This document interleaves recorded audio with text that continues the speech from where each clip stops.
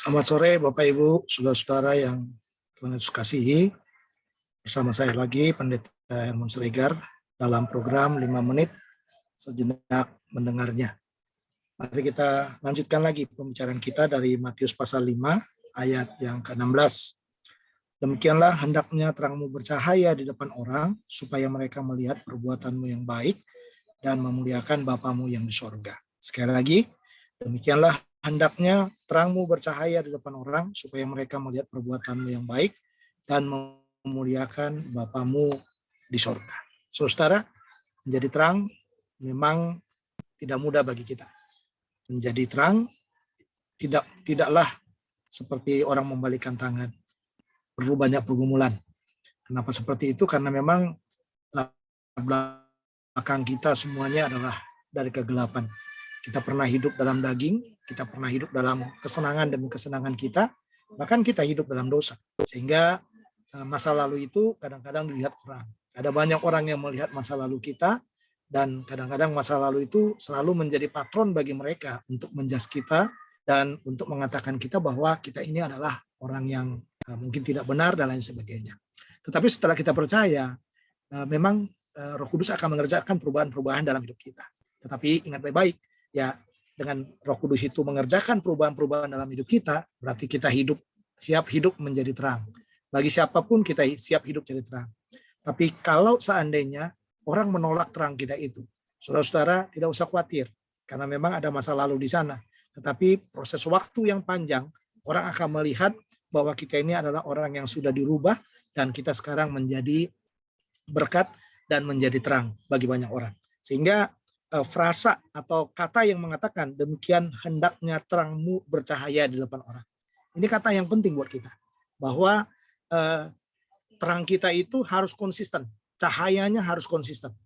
Pengaruh kita untuk menerangi orang-orang di sekitar kita seharusnya menjadi pengaruh yang tidak dipengaruhi lagi oleh latar belakang kita atau masa lalu kita, tetapi pengaruh terang kita itu adalah perubahan yang aktif yang dikerjakan Roh Kudus dalam diri kita, yang dilihat orang setiap hari, setiap saat, di mana mereka melihat perubahan demi perubahan dari hidup kita.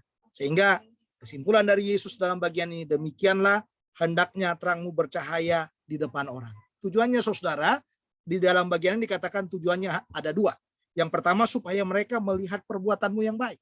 Nah ini dia, dulu jahat, ya, atau dulu baik tapi relatif. Dulu baik, tetapi kita menuntut balasan dari orang supaya mereka juga baik kepada kita. Tetapi sekarang saudara, ya dengan adanya terang itu, kita selalu akan mengerjakan perbuatan-perbuatan baik itu. Perbuatan-perbuatan yang boleh jadi berkat bagi banyak orang, perbuatan-perbuatan baik yang boleh memberkati orang, menyenangkan orang, karena hadirnya Kristus dalam hidup kita dan karena adanya Roh Kudus yang selalu menyentuh hati orang untuk melihat perbuatan baik itu. Makanya kerjakan perbuatan baik, jangan yang jahat. Ya, jangan saudara itu seperti orang main TikTok, ya toh? Main TikTok hanya mengikuti arus, mengikuti musik dan mengikuti sesuatu yang sebenarnya tidak membahagiakan kita. Kelihatan bahagia, tapi sebenarnya kita tidak bahagia di sana, Bapak Ibu. Ya, lalu yang kedua dikatakan bukan hanya mereka melihat perbuatan baik kita, tetapi memuliakan Bapamu yang di sorga. Jadi kita bisa tahu saudara, kalau terang kita itu bercahaya, berarti Bapa di sorga yang dimuliakan. Bapa yang di sorga yang dipuji. Ya, karena apa? Karena ada karya agung, karya yang luar biasa yang sudah dikerjakan Roh Kudus dalam hidup kita. Demikianlah hendaknya terangmu bercahaya depan orang, supaya mereka melihat perbuatanmu yang baik dan memuliakan Bapamu yang di sorga. Teruslah bersinar, teruslah bercahaya, teruslah jadi berkat dimanapun saudara berada, mengaruhi dunia dengan terangmu, pengaruhi orang-orang di sekitarmu dengan terangmu. Jangan dipengaruhi orang-orang sehingga terangmu menjadi redup. Tuhan Yesus memberkati kita. Mari kita berdoa. Bapa dalam sorga, terima kasih firman-Mu meteraikan dalam hati kami.